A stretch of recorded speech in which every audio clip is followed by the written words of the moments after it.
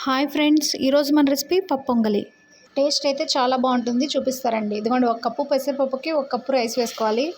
కప్పుకి కప్పు వేస్తేనే టేస్ట్ అనేది చాలా బాగుంటుంది. ఇప్పుడు ఈ రైస్ని 2 టైమ్స్ కడగాలి వాటర్ తోటి.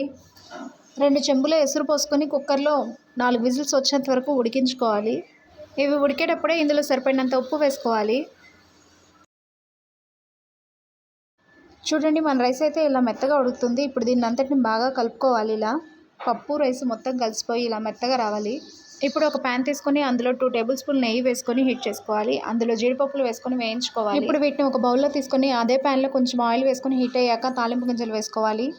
అలాగే కట్ చేసుకున్న ఉల్లిపాయలు కూడా వేసుకొని వేయించుకోవాలి.